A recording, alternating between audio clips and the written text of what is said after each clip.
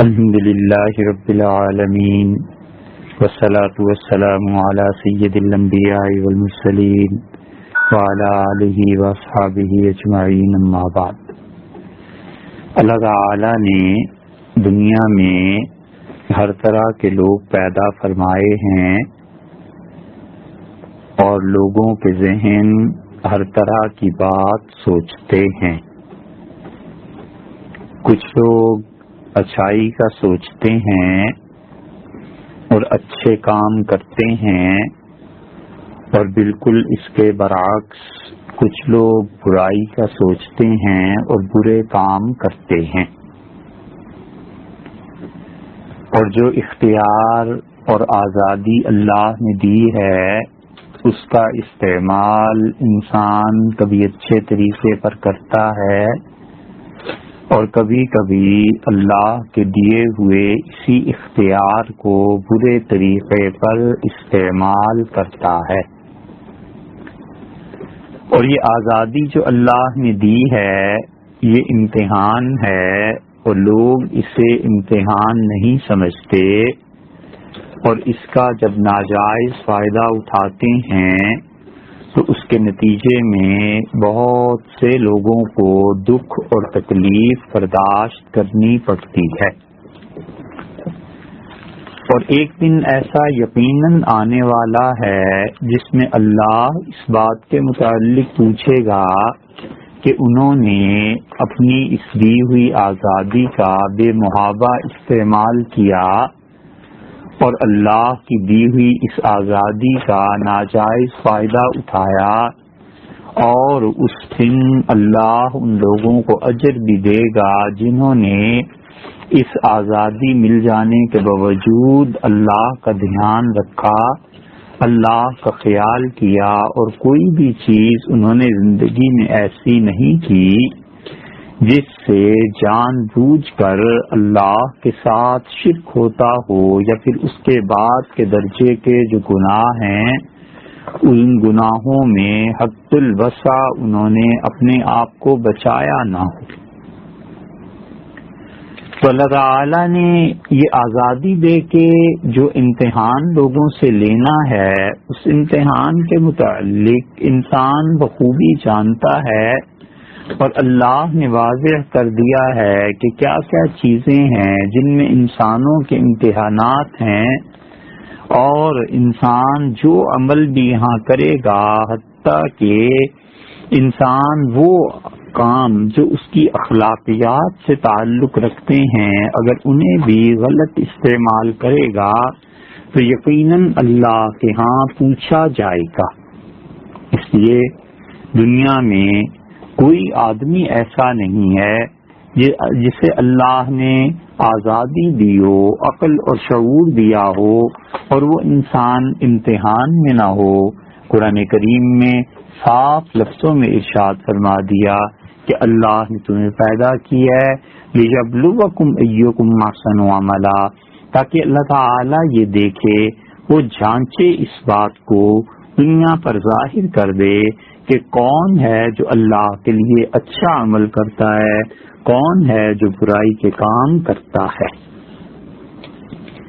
حالات کو دیکھ کے ہر انسان اس بات کی تمنا کرتا ہے کہ حالات بدل جائیں۔ کوئی آدمی غریب ہے، اب حالات کو دیکھ کر وہ تمنا کرے گا کہ اسے امارت ملے۔ ایک آدمی انہی چیزوں کو دیکھتا ہے، غربت اور امارت کو، اور وہ اپنے آپ کو اس امتحان میں محفوظ رکھنے کی کوشش کرتا ہے کہ جتنا کچھ بھی اللہ نے دیا ہے اسے سنبھال کر سوچ سمجھ کر خرچ کرے، اور مشکل وقت زندگی میں کبھی آتا ہے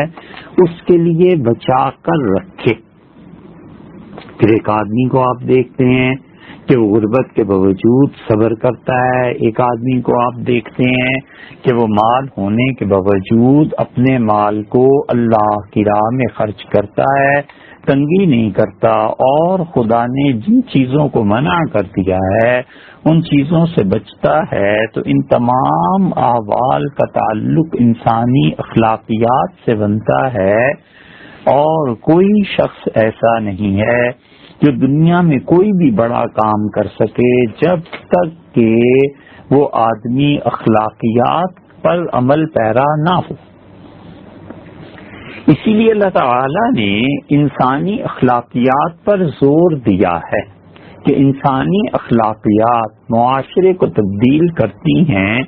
جو آدمی چاہے کہ بڑے سے بڑا انقلاب برپا کر دے، اس کے لیے بھی یہ ضروری ہے کہ لوگ اسے ایسے مل جائیں کہ جن لوگوں کو دیکھ کر یہ اندازہ ہوتا ہو کہ دنیا میں اچھے انسان کیسے ہوا کرتے ہیں۔ اگر وہ انسان اللہ کا خوف، اللہ کے سامنے جواب دینے کا احساس رکھتا ہے تو یقیناً اس انسان کا مقام اور ہے۔ نتیجہ یہ نکلے گا کہ معاشرے میں اس کے اعمال بھی اور ہوں گے۔ مثلا ایک جگہ وہ دیکھتا ہے کہ اسے پیسے مل گئے، فرض کر لیجئے 1,00,000 روپیہ نظر آیا، گڈی نظر آئی پوری، اور کوئی اس کو پوچھنے والا نہیں ہے، وہ جیب میں ڈالے اور گھر چلا جائے، کوئی اس پر گرفت کرنے والا نہیں ہے، تو یہ انسان اور ایک آدمی جو کسی کا مال چراتا ہے اور وہ استوہ اور تلاش میں رہتا ہے کہ کوئی شخص مال سے غافل ہو، اور 1,00,000 تو بڑی رقم ہے، 1 روپیہ وہ چرا لے، تو ان دونوں آدمیوں کی امانت داری میں یقیناً فرق ہے، اور اللہ قیامت میں ان دونوں کو ایک ہی مقام پر رکھنے والا نہیں ہے۔ الغرض دنیا میں جتنی بھی تبدیلیاں ہیں وہ سب کی سب اس بات کی مرہون منت ہیں کہ انسان اپنی اخلاقیات کو بنائے۔ ایک آدمی پارٹی بناتا ہے اور وہ یہ چاہتا ہے کہ معاشرے میں سدھار پیدا ہو،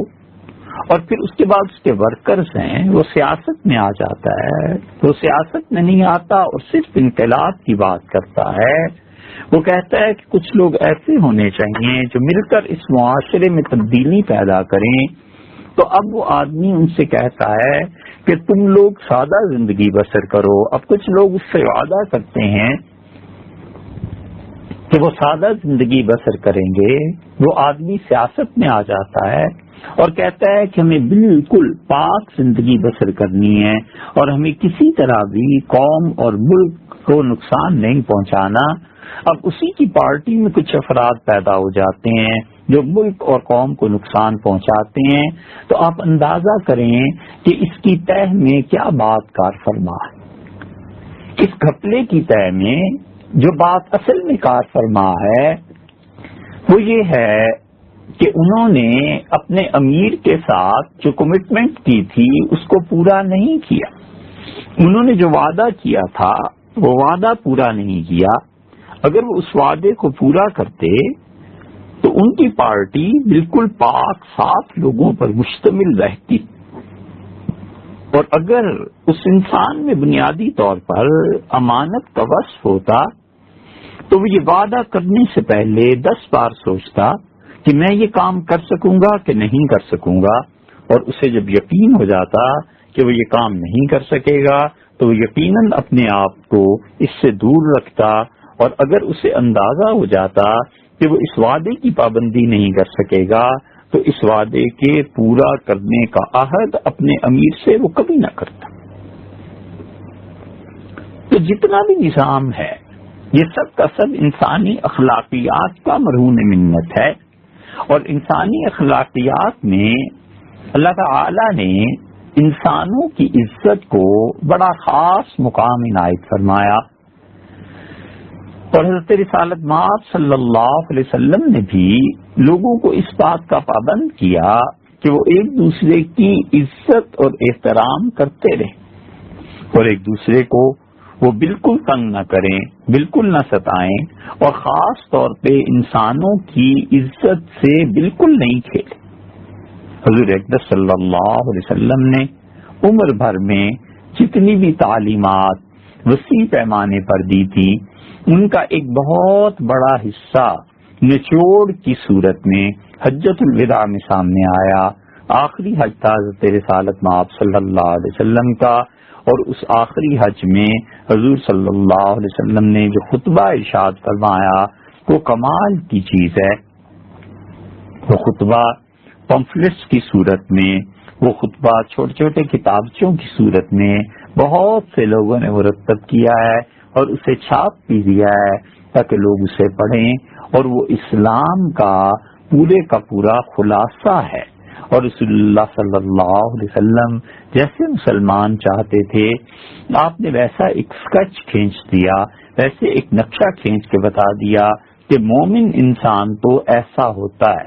اس خطبے میں بڑی حکمت کی باتیں حضور صلی اللہ علیہ وسلم نے ارشاد فرمائیں، اور اس خطبے کی مختلف علماء نے شروح بھی لکھی ہیں، الگ سے بھی لکھی ہیں، اور حدیث کی کتابوں میں جہاں جہاں یہ خطبہ آیا ہے، محدثین جب ان جگہوں سے گزرے ہیں تو انہوں نے بالکل غفلت نہیں برتی، اور انہوں نے حضور اکبر صلی اللہ علیہ وسلم کے ان مبارک جملوں کی تشریح کی ہے۔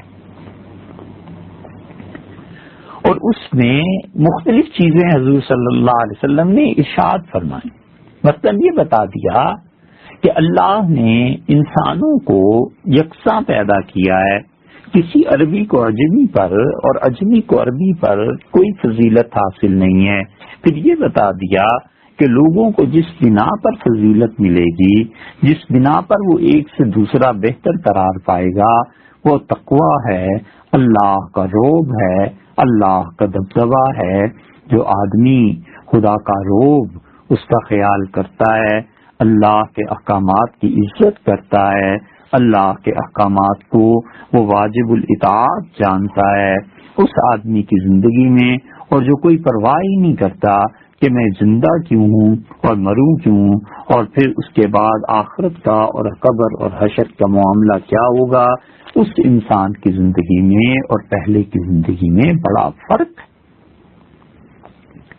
اس خطبے میں حضور صلی اللہ علیہ وسلم نے لوگوں کو یہ بھی بتا دیا کہ وراثت کے مسائل کیا ہیں، اور نبی کریم صلی اللہ علیہ وسلم نے اس کے ساتھ ساتھ یہ بھی بتا دیا کہ لوگ کن چیزوں کو کریں گے، کاموں کو، اور وہ نجات پائیں گے، اور کون سے کام ایسے ہیں جو انہیں تباہی اور بربادی کی طرف لے جانے والے۔ حضور اکبر صلی اللہ علیہ وسلم نے عقیدے کے متعلق ارشاد فرمایا، اعمال میں نماز، حج، زکوٰۃ، ان چیزوں کے متعلق ارشاد فرما دیا، اور اس خطبے میں آپ انسانی اخلاقیات کو بھی نہیں بھولے، اور کئی جملے ایسے ہیں جن میں تمام انسانی اخلاقیات کا نچوڑ آ گیا۔ اس کی ایک روایت میں جو امام بخاری رحمۃ اللہ علیہ اپنی صحیح میں لائے ہیں، اور امام مسلم رحمۃ اللہ علیہ نے بھی اپنی صحیح میں ذکر کیا ہے، حضرت ابو بکرہ رضی اللہ عنہ کی روایت ہے۔ یہ بکرہ کا لفظ جو ہے، یہ کاف وہی ہے جو حضرت ابو بکر رضی اللہ عنہ کے نام میں آتا ہے، کشش والا کاف۔ حضرت ابو بکرہ رضی اللہ عنہ یہ جن کا نام ہے، یہ بکرہ عربی میں ڈول کو کہتے ہیں۔ آپ نے کبھی کنویں پہ دیکھا ہوگا کہ چرخی ہوتی ہے اور اس کے ساتھ ڈول ہوتا ہے، اور ڈول کو کنویں میں اتارتے ہیں اور پانی بھرتے ہیں اس سے۔ تو یہ صحابی رضی اللہ عنہ حضور صلی اللہ علیہ وسلم جب طائف فتح کرنے کے لیے تشریف لے گئے تھے اور اس قلعے کا محاصرہ کیا تھا، تو انہوں نے قلعہ بند تھے اندر، اور اندر کے لوگ باہر نہیں آ سکتے تھے، اور باہر حضور صلی اللہ علیہ وسلم اور صحابہ کرام رضی اللہ عنہ تھے، یہ اندر نہیں جا سکتے تھے۔ تو ان کو تمنا پیدا ہوئی کہ نبی کریم صلی اللہ علیہ وسلم کی خدمت میں حاضر ہوں۔ تو قلعے کے اندر سے انہوں نے لوگوں کو تیار کیا، اور لوگوں نے انہیں ایک بڑے ڈول میں بٹھایا اور چرخی کے ذریعے قلعے سے باہر اتار دیا۔ یہ آئے اور رسول اللہ صلی اللہ علیہ وسلم سے آ کر بیعت ہو گئے، اور لوگوں نے کہا کہ یہ آدمی ڈول والا ہے۔ ابو بکرہ کا مطلب ڈول والا، سیدنا ابو بکر رضی اللہ عنہ اور ہیں، اور یہ ابو بکرہ رضی اللہ عنہ اور ہیں۔ تو ابو بکرہ رضی اللہ عنہ کہتے ہیں کہ اس خطبے میں حضور اقدس صلی اللہ علیہ وسلم نے فرمایا، حجۃ الوداع کا خطبہ آخری حج جو رسول اللہ صلی اللہ علیہ وسلم نے کیا تھا، اس میں آپ نے فرمایا ان دماءکم، لوگو تمہارے مال، تمہارے خون، تین چیزیں رسول اللہ صلی اللہ علیہ وسلم نے بتا دی۔ ارشاد فرمایا کہ ان دماءکم،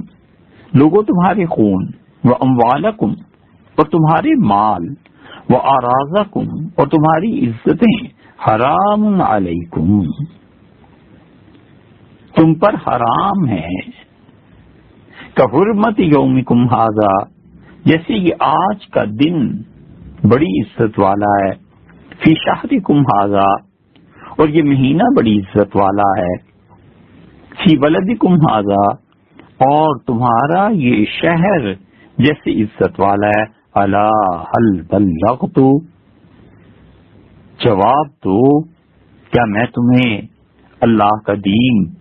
پہنچا کے فارغ نہیں ہو گیا؟ تین چیزیں رسول اللہ صلی اللہ علیہ وسلم نے بتائی،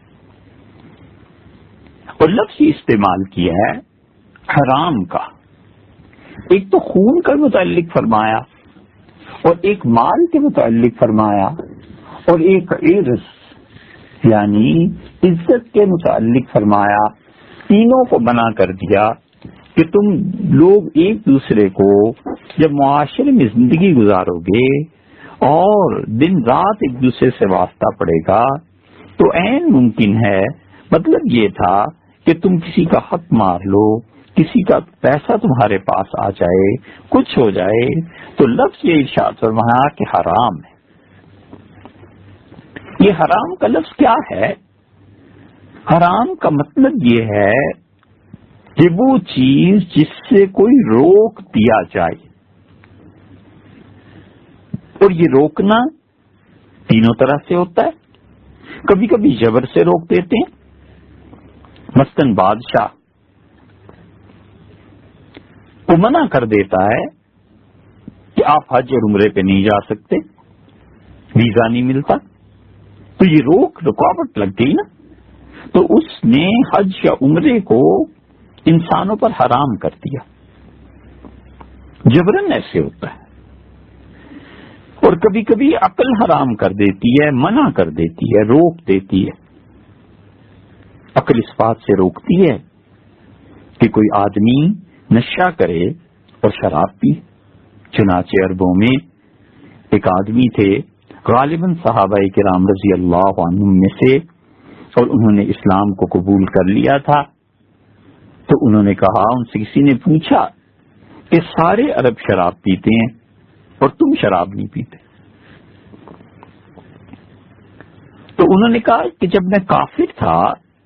اور کفر کے زمانے میں نے شراب سے توبہ کر لی، اور اسلام جب لے آیا تو اب تو پینے کا سوال ہی پیدا نہیں ہوتا۔ اور پھر انہوں نے بتایا کہ اس زمانے میں جب میں جوان تھا تو میں نے شراب پی، اور شراب کے نشے میں نے اپنا ہاتھ اپنی بیٹی پہ ڈال دیا۔ جب شراب کا نشہ اترا تو میری بیوی نے بتایا کہ تم کیا حرکت کرنے والے تھے، تو مجھے اتنی شرمندگی ہوئی کہ میں نے ہمیشہ کے لیے شراب کو ترک کر دیا،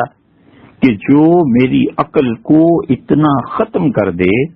کہ میں غیر اور اپنی بیٹی میں پہچان نہ کر سکوں، تو لعنت ہے اس کام پہ یا اس کے پینے پہ۔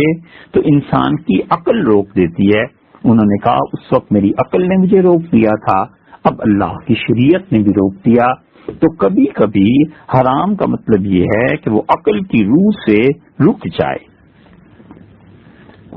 اور کبھی ایسے بھی ہوتا ہے کہ انسان کو شریعت روک دیتی ہے،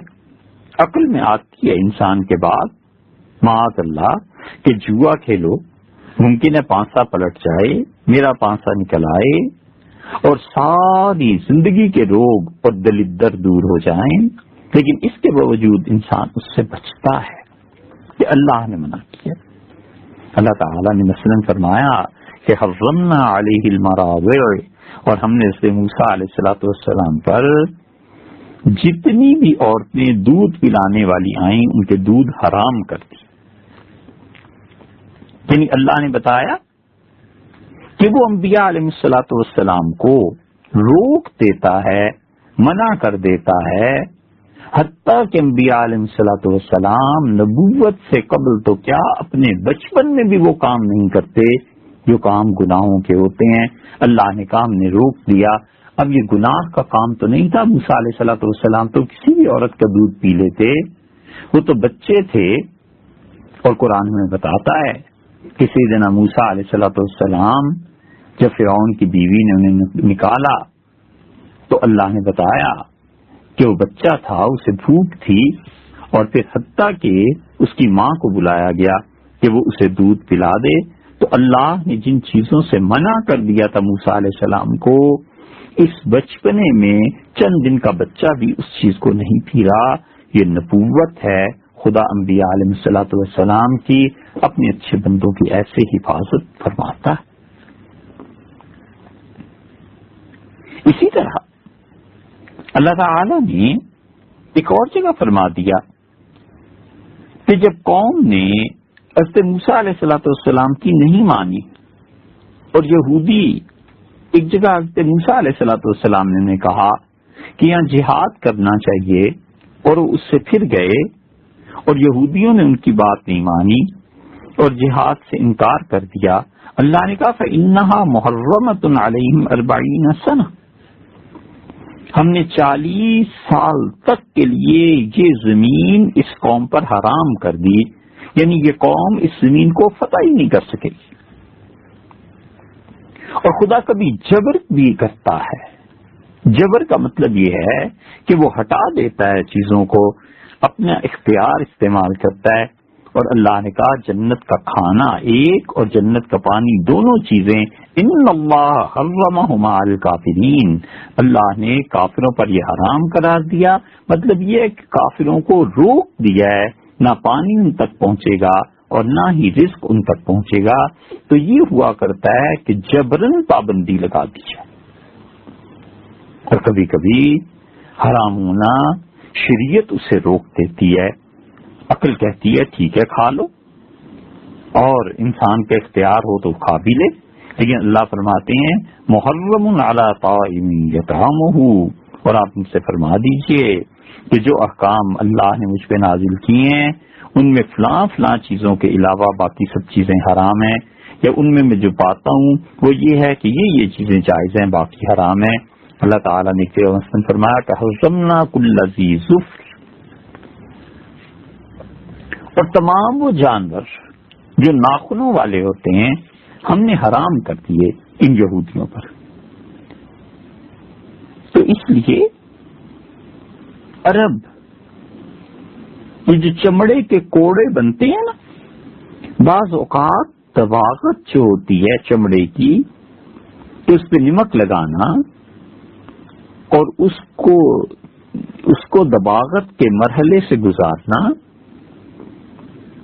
وہ نہیں کرتے تھے، اور کچے چمڑے کا کوڑا بنا لیتے تھے مارنے کے لیے لوگوں کو۔ تو عرب یہ کہتے تھے کہ صوت محرم، یہ ایسا کوڑا ہے جس میں دباغت نہیں دی گئی۔ اور اسی کی حرام میں ایک اور چیز بھی آتی ہے، اور وہ یہ ہے کہ حرمت، جو ہمارے یہاں عزت کے معنی میں استعمال ہوتی، کہ وہ اتنی عزت والی چیز ہوتی ہے کہ آدمی اس کے قریب نہیں جا سکتا۔ جیسے کہتے ہیں کہ ماں کا احترام ہے، فلاں فلاں رشتوں کا احترام ہے، تو اس معنی میں بھی استعمال ہوتا ہے۔ اور عرب محاورہ بولتے ہیں کہ استحرمت الماعز، حرمہ، بکری نے خواہش کی بکرے کی، اس معنی میں بھی استعمال ہوتا ہے۔ تو حرام رک جانا، چاہے وہ عقل روکے، چاہے وہ شریعت روکے، اور چاہے وہ جبرن روک دیا جائے۔ تو حضور صلی اللہ علیہ وسلم نے فرمایا کہ دیکھو جیسے یہ شہر تمہارا عزت والا ہے، مکہ مکرمہ، 3 چیزیں فرما دی۔ فرمایا فی شہرکم ھذا، جیسے یہ مہینہ عزت والا ہے نا ذی الحج کا، اس میں تم لڑ نہیں سکتے، خون نہیں کر سکتے، حج کا مہینہ ہے، حج کرو گے یا لوگوں کو مارو گے تلواروں سے اور وہ تمہیں ماریں گے۔ دوسرا ارشاد فرما دیا حرمت یومکم ھذا، آج کا یہ دن، یہ جو دن ہے 9 ذی الحج کا، یہ دن جیسی عزت والا ہے۔ آج سب لوگ عرفات میں جمع ہیں، یا بعض روایات کے مطابق حضور اکرم صلی اللہ علیہ وسلم کا یہ خطبہ اس سے قبل کا ہے، تو جیسے بھی ہے وہ حج کے دن ہے نا، تو ارشاد فرما دیا کہ جو حج کے دن ہے، جس طرح تم لوگ اللہ کو اس میں یاد کرتے ہو اور جس طرح تم لوگ اللہ کو یاد کرتے ہو اس مہینے میں اور اس دن میں،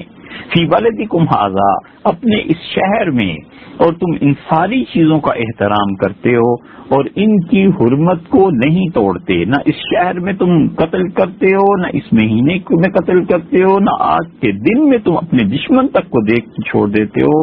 یاد رکھو بالکل اسی طرح ایک دوسرے کے خون اور ایک دوسرے کا مال اور ایک دوسرے کی عزتیں ایسے ہی قابل احترام ہیں جیسے یہ مہینہ، یہ شہر اور یہ دن قابل احترام۔ اس سے معلوم ہوا کہ کسی مسلمان کا خون بہانا، اس کا مال لے لینا، اس کی عزت پر حملہ کرنا، غیبت کرنا، چغلیاں لگانا اور اس انسان کے معائب کو بیان کرنا، یہ اللہ کی نظر میں کوئی پسندیدہ فعل نہیں ہے۔ اللہ تعالیٰ نے منع کیا ہے اس چیز کو کہ خبردار جو کبھی اپنے مسلمان بھائیوں کی عزت سے کھیلے یا ان کا مال چرا لیا یا ان کے مال میں کچھ گڑبڑ کی، حضور اکبر صلی اللہ علیہ وسلم نے واضح طور پر لوگوں کو بتا دیا کہ دیکھو کوئی صورت نہیں ہے کہ جب تک تمہارا بھائی خوشی سے اپنا کوئی مال کوئی پیسہ تمہیں نہ دے دے تم اس وقت تک لے نہیں سکتے۔ اور ایسے ہی اگر تمہارا بھائی تمہیں یہ اجازت دے کہ تم اس انسان کے ساتھ کوئی رشتہ قائم کرو تو اس اجازت سے یہ رشتے اور نکاح ہوں گے۔ ایک دوسرے کی عزت ہمیشہ اس کا احترام کرنا ہے، اور خون بس وہ تو اسی صورت میں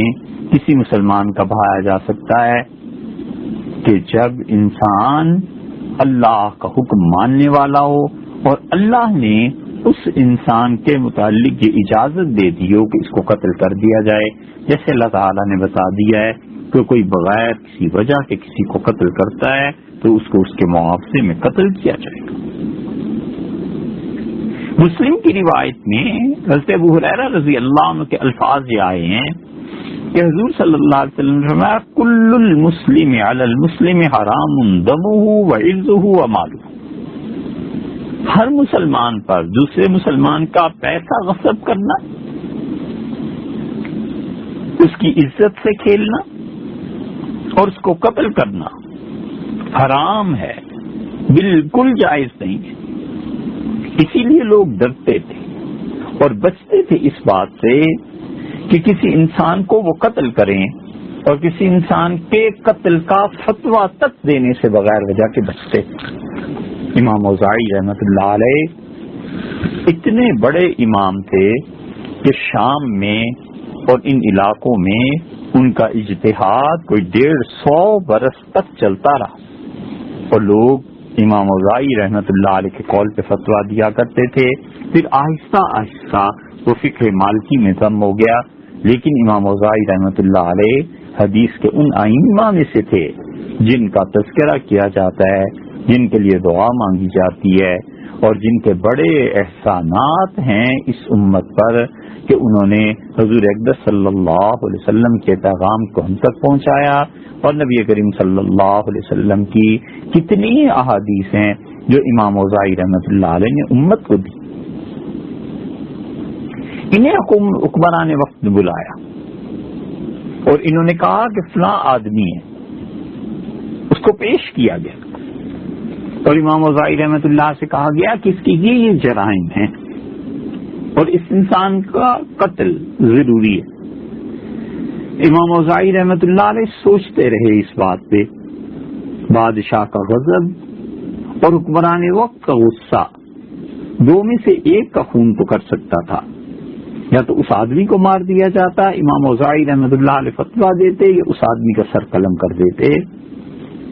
اور یا پھر امام اوزاعی رحمۃ اللہ علیہ خود اس حاکم وقت کے غضب کا شکار ہو جاتے۔ امام اوزاعی رحمۃ اللہ علیہ نے اس آدمی سے پوچھا، جس کو حکومت مجرم کہہ رہی تھی بار بار، لیکن وہ جانتے تھے یا سمجھتے تھے کہ اس آدمی کا قتل جائز نہیں ہے۔ انہوں نے کہا، کیا تم نے آج صبح نماز پڑھی ہے؟ اس آدمی نے کہا، بالکل میں نے نماز پڑھی، فجر کی نماز پڑھی۔ تو امام اوزاعی رحمۃ اللہ علیہ ہمت سے بولے اس حکمران کے سامنے، اور انہوں نے کہا کہ اس آدمی نے آج فجر کی نماز پڑھی ہے، اور حضور اکبر صلی اللہ علیہ وسلم نے فرمایا ہے کہ جو شخص فجر کی نماز پڑھ لیتا ہے اللہ تعالیٰ اس کی حفاظت کا ذمہ دار ہے۔ تو دیکھو، اگر میں اسے قتل کر دوں گا تو جسے اللہ نے حفاظت دی ہے، خدا کی پناہ کو میں توڑ دوں گا، میں اللہ کا عذاب، اللہ کی پکڑ، اس کو مول نہیں لے سکتا۔ میں اپنے آپ کو اللہ کی پکڑ سے بچاتا ہوں، میں اس انسان کو نہ قتل کرتا ہوں۔ نہ قتل کا فتویٰ دیا انہوں نے، اور حکمران وقت غصہ پی کر رہ گیا۔ کیا کرتا؟ اس لیے کہ اسے اچھی طرح اندازہ ہو گیا کہ کسی صورت اس انسان کا خون نہیں کریں گے۔ اسی لیے اللہ تعالیٰ نے قرآن کریم میں سختی سے اس بات سے منع کیا ہے کہ کوئی آدمی کسی انسان کے خون میں اپنے ہاتھ رنگ لے، اور کوئی آدمی کسی انسان کے قتل کا فتویٰ دے یا اس میں استعانت کرے جبکہ اس مقتول کا کوئی گناہ نہ ہو۔ قرآن کہتا ہے کہ جو شخص اپنے مسلمان بھائی کو جان بوجھ کر قتل کر دے، وہ انسان، اس کی سزا ایسی ہے کہ گویا وہ ہمیشہ ہمیشہ کے لیے جہنم میں رہے۔ یہ بات الگ ہے کہ اس آیت کی اہل سنت والجماعت نے تعویل کی ہے، اور وہ کہتے ہیں کہ کبیرہ گناہ کا مرتکب ہمیشہ ہمیشہ جہنم میں نہیں رہے گا۔ تو اس آیت کا مطلب یہ ہے کہ کام تو اس نے اتنا غلط کیا ہے کہ حق تو یہ بنتا تھا کہ خدا اسے ہمیشہ ہمیشہ جہنم میں رکھے، لیکن اللہ تعالی مہربانی کرے گا، آخر پہ اس انسان کی بخشش ہو جائے گی۔ لیکن اس نے جو حقوق العباد میں یہ حق لوگوں کا چھینا اور لوگوں کو قتل کر دیا، معاذ اللہ، بہت بڑا گناہ اس نے کیا ہے۔ اسی لیے حضور اکبر صلی اللہ علیہ وسلم نے فرمایا کہ مومن آدمی ہمیشہ اپنے نیکی کے کاموں میں بڑھتا رہتا ہے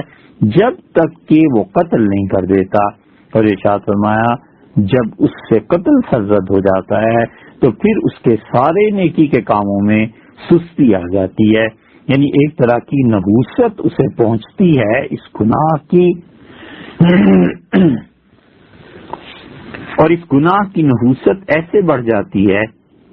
کہ وہ باقی نیکی کے کام ان میں اپنے اندر اتنی قوت اور توانائی محسوس نہیں کرتا۔ اسی لیے رسول اللہ صلی اللہ علیہ وسلم نے لوگوں کو منع کیا اس چیز سے کہ قتل تو دور کی بات ہے، کسی کی عزت سے بھی نہیں کھیلنا، کسی انسان میں عیب نہیں نکالنا، کسی پہ تہمت نہیں لگانی۔ یہ ان گناہوں میں سے ہیں جو اللہ کو نہایت ناگوار گزرتے ہیں، اور خدا کا عذاب اور غضب معاذ اللہ اس پہ نازل ہو سکتا ہے۔ اسی لیے حضرت انس رضی اللہ عنہ کی روایت میں آیا، حضرت انس رضی اللہ عنہ حضور صلی اللہ علیہ وسلم کے خادم تھے، کئی برس 9-10 سال تک انہوں نے حضور صلی اللہ علیہ وسلم کی خدمت کی ہے۔ حضرت انس رضی اللہ عنہ اپنے دونوں ہاتھ لوگوں کو دکھاتے تھے اور فرماتے تھے کہ میں نے ان ہاتھوں سے حضور اکبر صلی اللہ علیہ وسلم کی 9 سال یا 10 سال تک خدمت کی ہے۔ اور پھر وہ اپنے پیالے دکھاتے تھے اور کہتے تھے یہ ہمارے پیالے دیکھو، یہ رسول اللہ صلی اللہ علیہ وسلم کو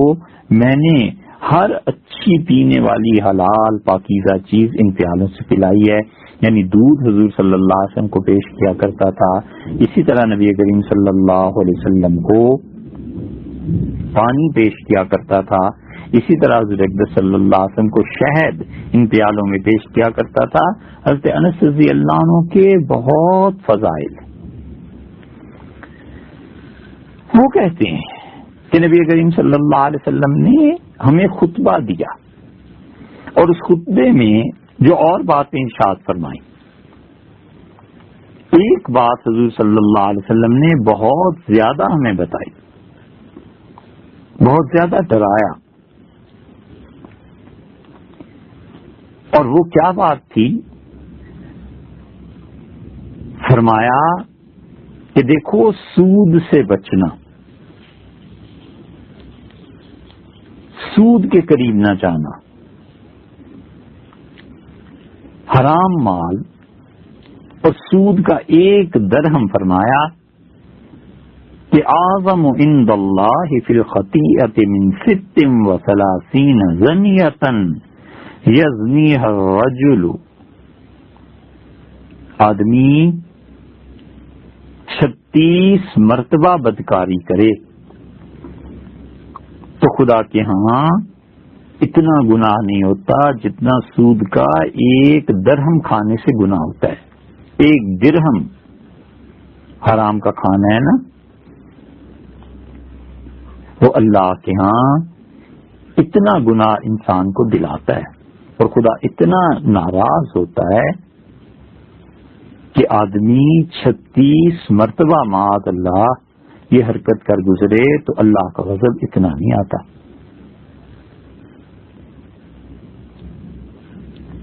اس لیے رسول اللہ صلی اللہ علیہ وسلم بار بار لوگوں کو اس چیز کی طرف توجہ دلاتے تھے کہ سود وہ معاشرے میں لوگوں کی کمر توڑ کر رکھ دیتا ہے۔ کچھ انسان بڑھتے چلے جاتے ہیں، کچھ لوگ بظاہر ان کے مال میں اضافہ ہوتا چلا جاتا ہے، اور اس کے مقابلے میں کچھ لوگ غربت میں چلے جاتے ہیں۔ تو رسول اللہ صلی اللہ علیہ وسلم نے فرمایا ان الدرہم یصیبہ الرجل من الربا اعظم عند اللہ فی الخطیئۃ من 36 زنیۃ یزنیھا الرجل، آدمی 36 مرتبہ منہ کالا کر لے تو اس انسان کا اتنا بڑا گناہ نہیں ہے جتنا ایک سود کا درہم کھانے میں گناہ ہے۔ وَإِنَّ أَرْبَ الرِّبَا، اور لوگوں اس سے بھی بڑا سود کا ایک درہم 36 مرتبہ سے زیادہ فرما دیا، اور فرمایا سود کے اس درہم سے بھی بڑھ کر گناہ بتاؤں، ارز الرجل المسلم، کسی مسلمان بھائی کو بے عزت کرنا ہے، کسی مسلمان بھائی کی عزت کے ساتھ کھیلنا، یہ اتنا شدید گناہ ہے، اتنا بڑا ہے کہ اللہ نے بتایا کہ دیکھو یہ ایسی چیز ہے جو خدا کو نہایت ناراض کرنے والی ہے۔ اسی لیے صحابہ کرام رضی اللہ عنہ، اللہ نے ان کی حفاظت کی ہوئی تھی ان چیزوں سے۔ وہ نہ صرف یہ کہ ان چیزوں سے بچتے تھے، سود اور مالی معاملات سے، والعیاذ باللہ ان کی زندگیوں میں دور دور تک اس کا اثر نہیں تھا، کیونکہ رسول اللہ صلی اللہ علیہ وسلم نے انہیں تربیت ہی ایسی دی تھی۔ بلکہ صرف یہی نہیں،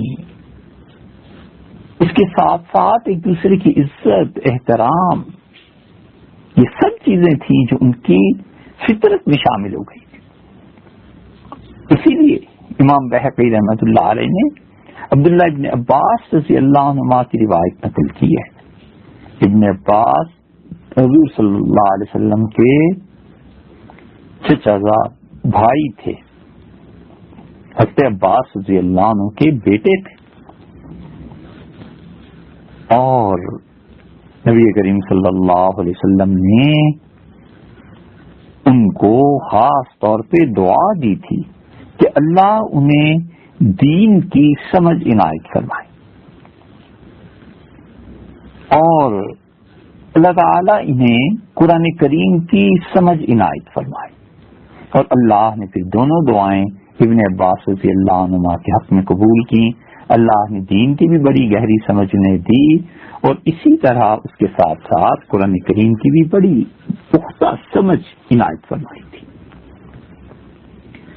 وہ کہتے ہیں کہ حضور اکرم صلی اللہ علیہ وسلم نے فرمایا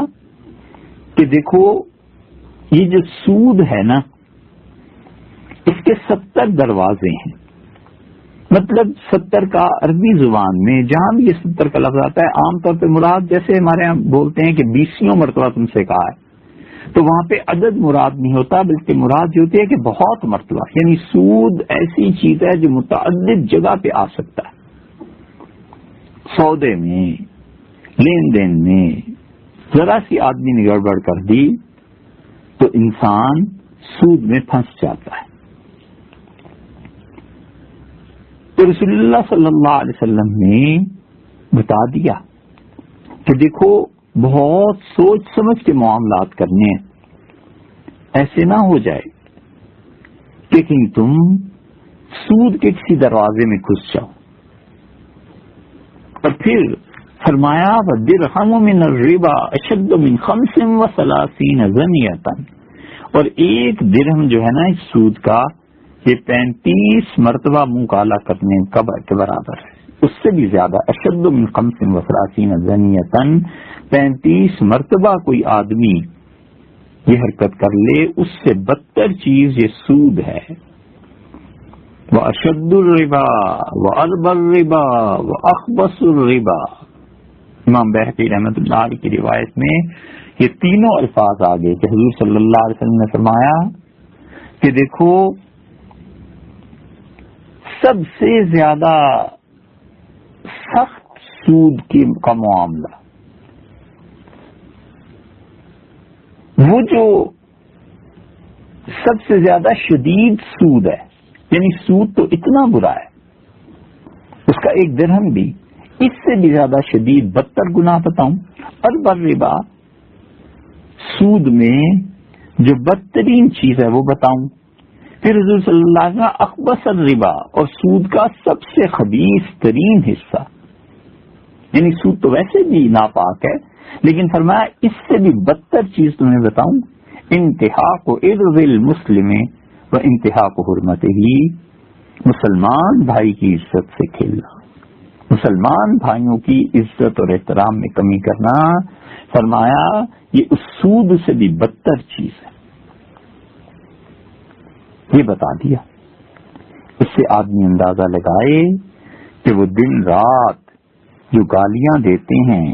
مسلمانوں کی توہین کرتے ہیں اور عزت کا خیال نہیں کرتے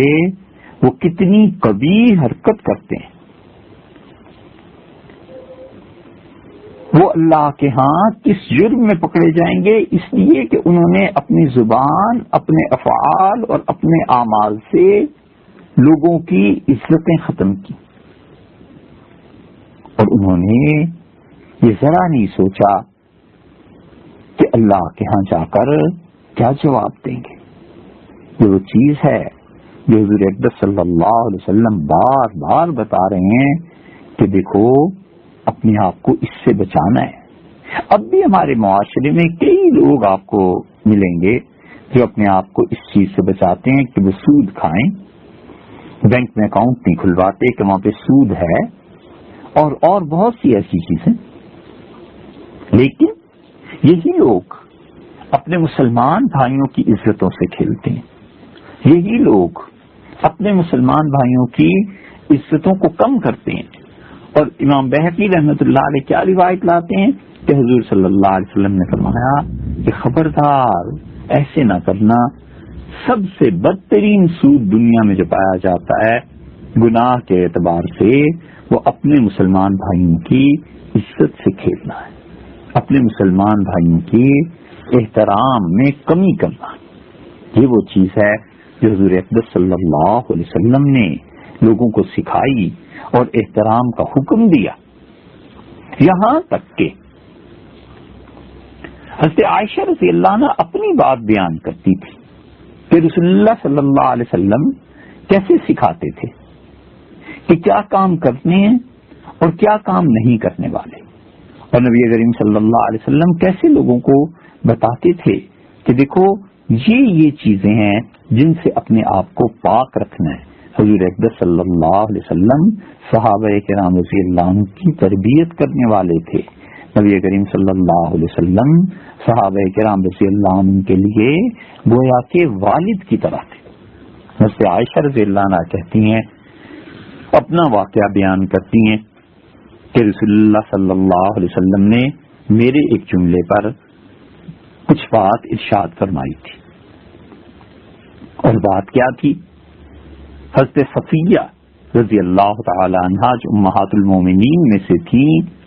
ان کا تذکرہ آیا. حضرت عائشہ رضی اللہ عنہا نے بس صرف اتنی بات کہی کہ وہ چھوٹے قد والی، ان کا قد نسبتاً چھوٹا تھا. تو رسول اللہ صلی اللہ علیہ وسلم نے فرمایا، یہ جو آپ نے اس کے قد کو چھوٹا کہا ہے نا، لقد قلت کلمۃ، عائشہ آپ نے ایسی بات کہہ دی ہے کہ لو مزجت بماء البحر لمزجتہ، اگر یہ سمندر کے پانی میں ملا دی جائے تو سارا سمندر کا پانی وہ خراب ہو جائے. سمندر کا پانی پاک ہوتا ہے، یہ جملہ اتنا بڑا تم نے کہہ دیا کہ سمندر کا پانی ناپاک ہو جائے. منع فرما دیا. تربیت کا انداز تھا، بتا دیا کہ دیکھو ایسے نہیں کرنا. بالکل ایسی چیزوں کے قریب نہیں جانا جس میں حضور اقدس صلی اللہ علیہ وسلم کی کسی دوسری بیوی کی معاذ اللہ توہین ہوتی ہو، کسی مومنہ کی توہین ہوتی ہو. اللہ نے قد جیسے لوگوں کے بنانے تھے بنا دیے. کوئی وجہ نہیں ہے کہ آپ کسی کے قد کی طرف اشارہ کریں. کوئی وجہ نہیں ہے کہ آپ کسی بھی انسان کو جیسے اللہ نے بنا دیا ہے اس میں کوئی نقص اور عیب نکالیں. یہ وہ چیزیں ہیں جو انسانوں کو سوچنی ہیں، اور یہ وہ چیزیں ہیں جو مسلمانوں کو اپنے اخلاق ایسے بنانے اور انسانوں کو ایک اچھا معاشرہ تشکیل دینا ہے. اسی لیے تو حضور اقدس صلی اللہ علیہ وسلم نے منع فرما دیا. اور سمندر کا پانی کتنا پاک کرنے والا ہوتا ہے، فرمایا کہ اگر اس میں یہ جملہ ملا دیا جائے تو یہ پانی ناپاک ہو جائے. کیوں؟ اس لیے کہ اگر آپ کسی کے کوئی جسمانی عیب نقص بیان کرتے ہیں اس کا دل دکھے گا، اور یہ بہت بڑی چیز ہے. کسی کا دل دکھانا، ناحق کسی کو تکلیف پہنچانا، شریعت اس کو بہت بری نگاہ سے دیکھتی ہے. اور شریعت بتاتی ہے کہ انسان ایسا ہونا چاہیے کہ اس کے ہاتھ سے، اس کی زبان سے بس سارے لوگ محفوظ رہیں. اسی لیے سے عائشہ رضی اللہ عنہا ایک اور بات بیان کرتی تھی. وہ کہتی تھی کہ حضرت زینب رضی اللہ عنہا سے ایک بات ہو گئی، اور حضرت زینب رضی اللہ عنہا حضور اقدس صلی اللہ علیہ وسلم کی اہلیہ محترمہ تھی. حضرت صفیہ رضی اللہ عنہ کا اونٹ تھا، اور وہ اونٹ جو تھا وہ بیمار ہو گیا، سواری کے قابل نہیں رہا. اور حضرت زینب رضی اللہ عنہ کے پاس سواری کے لیے 2 اونٹ تھے. تو حضور اقدس صلی اللہ علیہ وسلم نے حضرت زینب رضی اللہ عنہ سے کہا کہ آتیہا بعیرن، یہ جو دوسری سواری ہے، دوسرا اونٹ ہے، یہ اسے دے دیں آپ حضرت صفیہ رضی اللہ عنہ کو. تو انہوں نے کہا انا اوتی تلک الیہودیہ، اس یہودی عورت کو میں اپنی سواری دے دوں. حضرت موسیٰ علیہ الصلوۃ والسلام کے دوسرے بھائی حضرت ہارون علیہ الصلوۃ والسلام، ان کی نسل سے تھیں. یہ یہودیوں کے ہاں بھی نسب محفوظ رکھے جاتے تھے، اور یہودی بہت زیادہ اپنے ہاں نسب کا اہتمام کرتے تھے، اور وہ یہ چاہتے تھے کہ عربوں کے بھی ہمسر رہیں. اور پھر چونکہ وہ قدیم بھی تھے تو اس لیے نسب نامے ان کے پاس لکھے ہوئے بھی رہتے تھے. تو حضرت صفیہ رضی اللہ عنہ حضرت زینب حضرت ہارون علیہ الصلوۃ والسلام ان کی اولاد میں سے تھیں. تو ام المومنین حضرت زینب رضی اللہ عنہا نے اس نسبت سے کہا کہ اچھا اس یہودیہ کو میں اپنا اونٹ دے دوں، اپنی سواری دے دوں. فغضب رسول اللہ صلی اللہ علیہ وسلم، رسول اللہ صلی اللہ علیہ وسلم ناراض ہو گئے ان سے. فہجرها، اور ابو داؤد کی روایت میں یہ الفاظ آتے ہیں کہ رسول اللہ صلی اللہ علیہ وسلم نے ان سے بولنا تک چھوڑ دیا. ذی الحج میں حضور صلی اللہ علیہ وسلم ان سے نہیں بولے، اور پھر اس کے بعد محرم میں نہیں بولے 2 مہینے، اور سفر کا کچھ حصہ بھی، یعنی 2 مہینے سے زیادہ رسول اللہ صلی اللہ علیہ وسلم نے انہیں اپنی گفتگو سے الگ کر دیا، ان سے بات نہیں کرتے تھے، تاکہ انہیں اچھی طرح تنبیہ ہو جائے کہ رسول اللہ صلی اللہ علیہ وسلم ناراض ہیں. انہیں اچھی طرح یہ سمجھ آ جائے کہ رسول اللہ صلی اللہ علیہ وسلم کی کسی بھی بیوی، کسی بھی خاتون جب ایمان لے آئی ہو تو اب کسی کو بھی ایسے کہنا جائز نہیں رہا، ان کے لیے درست نہیں رہا. اتنا زیادہ شریعت نے ایک دوسرے کی عزت اور احترام کا حکم دیا. حتیٰ کہ حضرت عائشہ رضی اللہ عنہا ہی کہتی ہیں ایک اور عورت کے متعلق، تو اس کے متعلق بھی کچھ جملہ کسی نے کہہ دیا تھا، حضور صلی اللہ علیہ وسلم اس پہ سخت ناراض ہوئے. حضرت ابو ہریرہ رضی اللہ عنہ کہتے تھے. ایسی روایات بہت صحابہ رضی اللہ عنہ ان روایات کے راوی ہیں. لیکن یہ ساری جتنی باتیں ہیں یہ سب کی سب حضور اقدس صلی اللہ علیہ وسلم کی تربیت کے دوران کے واقعات ہیں. اور تربیت جب آپ کر رہے ہوتے ہیں، جیسے بچے ہوتے ہیں نا، تو کوئی غلط حرکت ہو جاتی ہے، ماں باپ تنبیہ کرتے ہیں، تو اس سے زینب رضی اللہ عنہا کا معاملہ جو ہوا، یا ام المومنین عائشہ رضی اللہ عنہا کا جو معاملہ ہوا کہ انہوں نے کچھ ایسے جملے کہہ دیے، یہ اس تربیت کی تکمیل سے پہلے کے واقعات ہیں.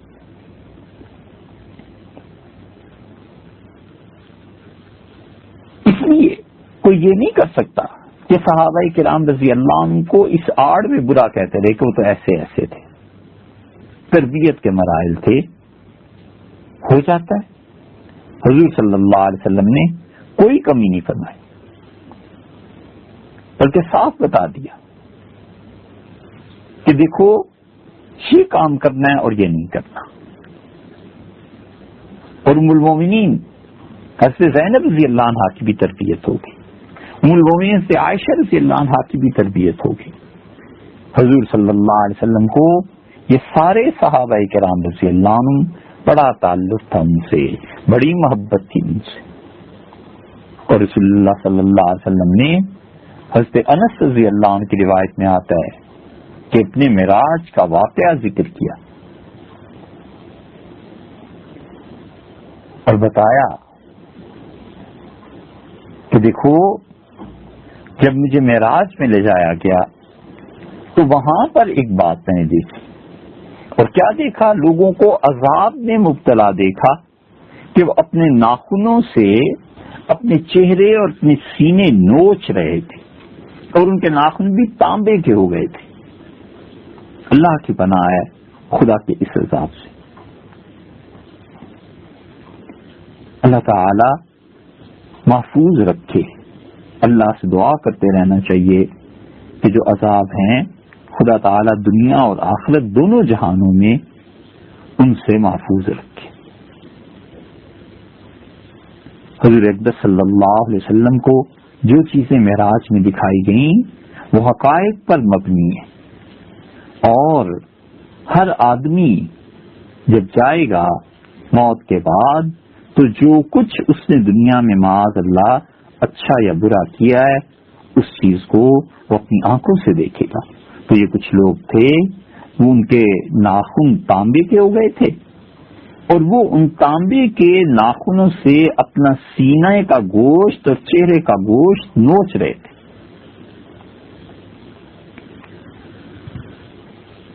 تو آپ نے فرمایا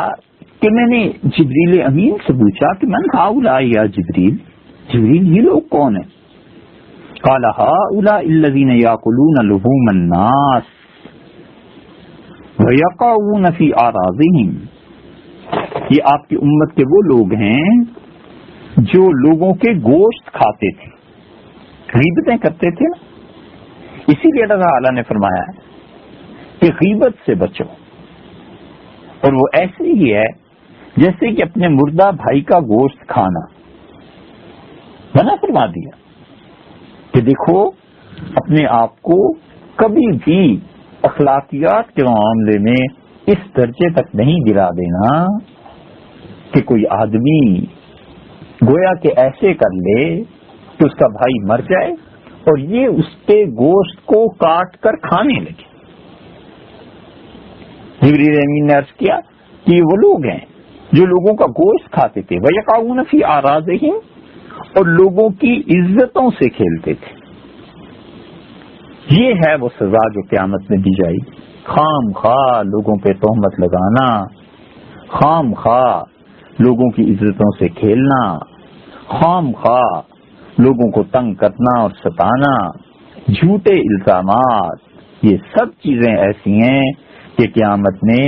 اللہ کے یہاں لینے کے دینے پڑ جائیں گے۔ لوگوں کے متعلق یہ باتیں کرنا کہ فلاں فلاں کا ایجنٹ ہے، فلاں فلاں سے پیسے کھاتا ہے، آج کل عام ہو گیا ہے